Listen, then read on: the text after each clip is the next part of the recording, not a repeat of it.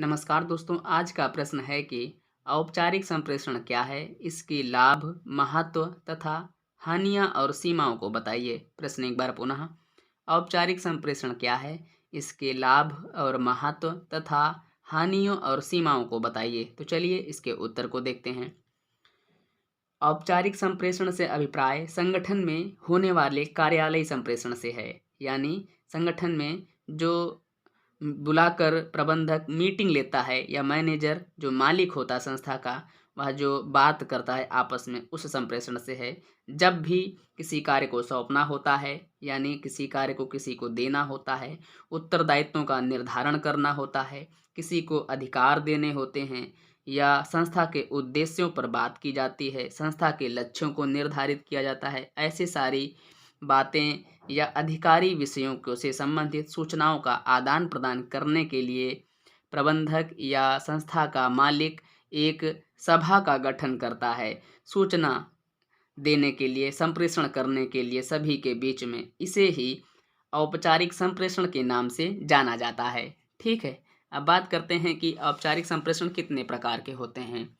तो औपचारिक संप्रेषण जो हैं 4 प्रकार के होते हैं। पहला होता है ऊर्ध्वमुखी, दूसरा होता है अधोमुखी, तीसरा होता है समतल और चौथा होता है तिरछा, है ना। सामान्यतया औपचारिक संप्रेषण लिखित रूप में होता है, जैसे कि सूचना पत्र, स्मृति पत्र पर इत्यादि, है ना। औपचारिक संप्रेषण जो होता है वैधानिक होता है, कानूनी रूप से मान्य होता है। ठीक है, औपचारिक संप्रेषण में मौखिक माध्यमों को टाला जाता है, क्योंकि इसमें ऐसे संप्रेषण को 4 भागों में विभाजित किया जा सकता है। पहला है अधोमुखी, यानी नीचे की ओर संप्रेषण।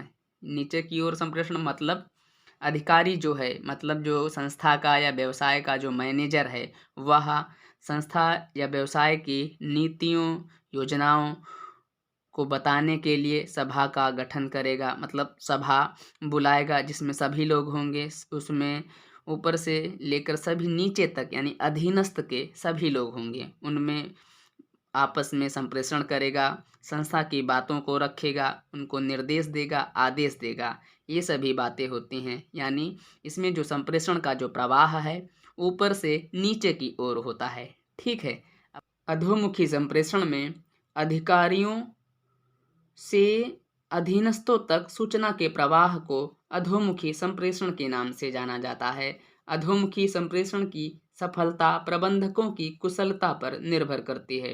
अब देखते हैं दूसरा पॉइंट, यानी ऊर्ध्वमुखी या ऊपर की ओर संप्रेषण। हम बात कर रहे हैं अनौपचारिक संप्रेषण की। ठीक है, तो दूसरा पॉइंट है ऊर्ध्वमुखी या ऊपर की ओर संप्रेषण। इसमें क्या होता है, जब अधीनस्थ अधिकारियों को कोई सूचना देते हैं, यानी सबसे नीचे के सदस्य, यानी सबसे नीचे के कर्मचारी अपने से ऊपर वाले अधिकारी को कोई सूचना देते हैं, तब इसे ऊर्ध्वमुखी संप्रेषण के नाम से जाना जाता है। इस संप्रेषण का प्रवाह अधीनस्थों से अधिकारियों की ओर, मतलब नीचे से ऊपर की ओर होता है। ठीक है, आधुनिक वर्षों में ऊर्ध्वमुखी संप्रेषण अधिक महत्व प्राप्त कर रहा है, क्योंकि अधीनस्थ निर्णय लेने में स्वयं को शामिल करने की प्राथमिकता देते हैं, क्योंकि सबसे नीचे जो कर्मचारी है वो भी चाहता है कि उसकी बातों को संस्था में सुना जाए,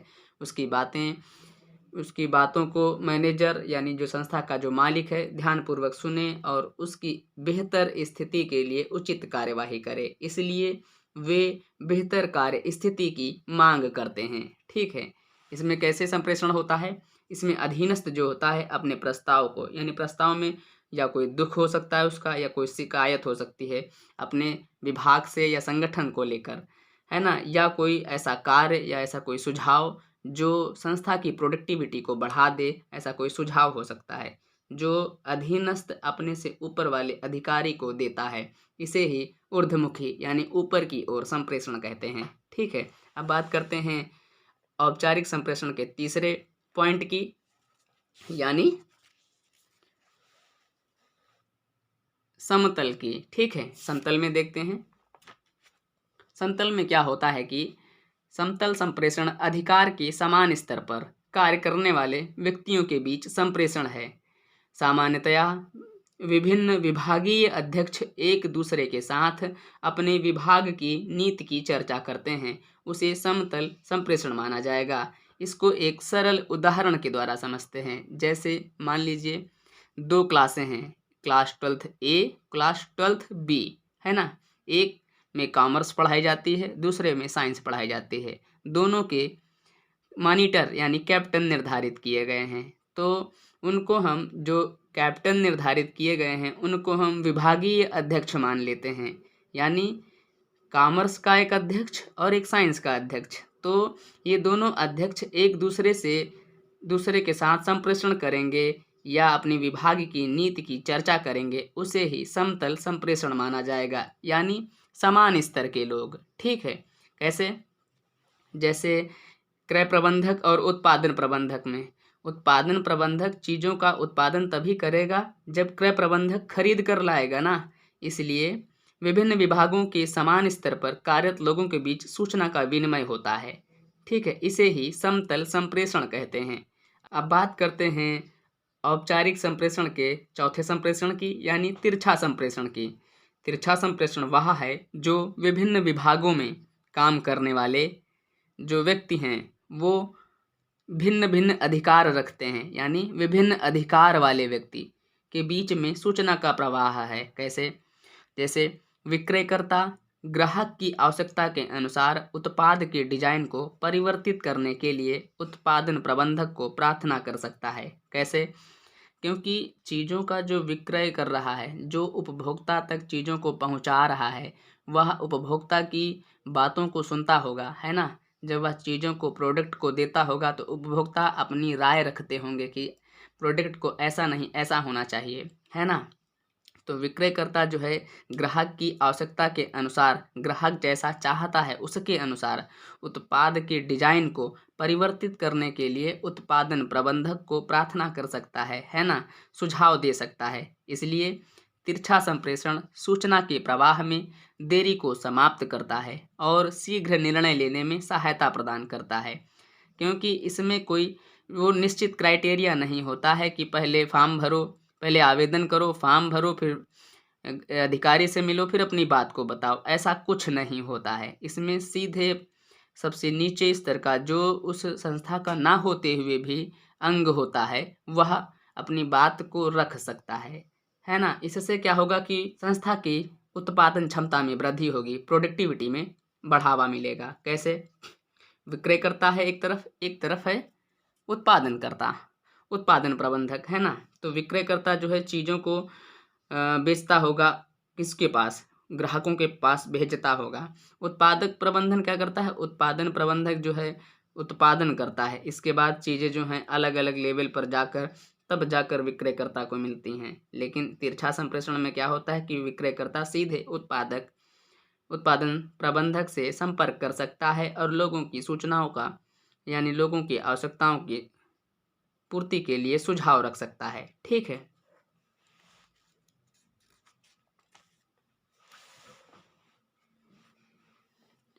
अब बात करते हैं औपचारिक संप्रेषण के लाभों की। औपचारिक संप्रेषण के निम्न लाभ होते हैं। पहला लाभ यह है कि यह अधिक व्यवस्थित होता है, यानी एक निश्चित एक पार्टिकुलर रास्ता होता है और यह सूचना के क्रमबद्ध प्रवाह को सुनिश्चित करता है। ठीक है। दूसरा, सूचना के स्रोत का आसानी से पता लगाया जा सकता है कि यह सूचना कहाँ से आ रही है, क्योंकि एक निश्चित रास्ता होने के कारण ये आसानी से मालूम हो जाएगा कि किस व्यक्ति ने इस सूचना को दिया है।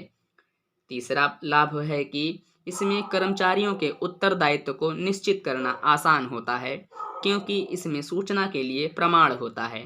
क्योंकि जब कोई बात जारी की जाएगी संस्था में, व्यवसाय में या कंपनी में, तो उसके लिए लोगों द्वारा उसकी अनुमति ली जाएगी, उसको प्रमाणित किया जाएगा। ठीक है, इसलिए इसमें लोगों के उत्तरदायित्व को निश्चित करना आसान होता है ना। चौथा लाभ है कि इसके द्वारा विभिन्न कर्मचारियों के कार्य निष्पादन को नियंत्रण करना आसान होता है। अब बात करते हैं औपचारिक संप्रेषण की सीमा और हानियों की। तो पहला है, सूचना में देरी हो जाती है, क्योंकि सोपान श्रृंखला का चयन जो होता है उसी में क्योंकि सोपान श्रृंखला में चयन के कारण पहले एक व्यक्ति दूसरे को बताएगा, दूसरा तीसरे को बताएगा, तीसरा चौथे को बताएगा। इससे सूचना पहुंचने में लोगों के बीच में देरी हो जाती है। ठीक है। अब दूसरा पॉइंट है, इसमें सूचना निवैयक्तिक यानी इम्पर्सनल ढंग से जारी की जाती है। ठीक है। तीसरा, संप्रेषण के प्रतिकूल प्रभाव को टालने के लिए सूचना उचित रूप से प्रेषित नहीं की जाती। संप्रेषण के प्रतिकूल प्रभाव को टालने के लिए सूचना उचित रूप से संप्रेषित नहीं की जाती। ठीक है। अब बात करते हैं औपचारिक संप्रेषण के सामान्य 4 जाल की। तो चलिए देखते हैं औपचारिक संप्रेषण के सामान्य जाल कौन कौन से हैं वो 4। तो पहला है चक्र या केंद्रित प्रतिरूप। चित्र में जैसा दिखाया जा रहा है कि ए जो है केंद्र में है सभी के, है ना। तो इसमें क्या होता है, इसके अंतर्गत सभी सूचनाएं एक ही व्यक्ति से प्रवाहित होती हैं, जो सामान्यतया समूह का नेता होता है, मुखिया होता है या लीडर होता है। ठीक है। दूसरा जो है जाल श्रृंखलाबद्ध चेन पैटर्न। इसमें क्या होता है, चेन पैटर्न में A B B C C D से जुड़ा होता है। इसमें क्या होता है, इसमें प्रत्येक व्यक्ति एक ही व्यक्ति से सूचना प्राप्त करता है। ऐसा नहीं होता कि इस उलट-पुलट ढंग से कोई सूचना प्राप्त कर ले। ठीक है। औपचारिक संप्रेषण में तीसरा जो जाल होता है गोलाकार, यानी इसमें प्रत्येक व्यक्ति एक समूह में 2 व्यक्तियों से संप्रेषण करता है। संगठन के इस प्रकार के प्रत्येक सदस्य के सूचना प्रवाह में समान रूप से योगदान रहता है। जैसे चित्र में देख रहे हैं, ए ने बी और सी को बताया, या आप ऐसे भी मान सकते हैं या इस तरीके से, है ना, इसने इसको बताया, इसने इसको बताया। ऐसा होता है कि एक समूह में 2 व्यक्तियों से संप्रेषण करता है। जो एक व्यक्ति होता है एक समूह में 2 व्यक्तियों से संप्रेषण करता है। संगठन के इस प्रकार में प्रत्येक सदस्य सूचना के प्रवाह में समान रूप से योगदान करता है, क्योंकि सभी को कुछ न कुछ अवश्य करना होगा। इसी कारण यह अधिक विकेंद्रीकृत है ना। अब बात करते हैं चौथे जाल की, औपचारिक संप्रेषण के चौथे जाल की। चौथा कौन सा है, माध्यम या प्रतिरूप। इसमें क्या होता है कि संप्रेषण का कोई निश्चित प्रतिरूप नहीं होता है। संगठन में सभी सदस्य एक दूसरे से जुड़े होते हैं। ठीक है। मतलब ये आप डायग्राम को देख रहे हैं, चित्र को देख रहे हैं, इसमें क्या होता है कि कोई एक निश्चित प्रतिरूप नहीं है। सभी सदस्य एक दूसरे से लेकिन जुड़े जरूर हैं। ठीक है।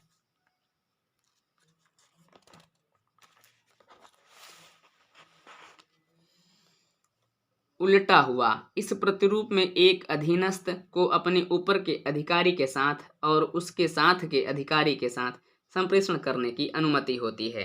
ठीक है। धन्यवाद।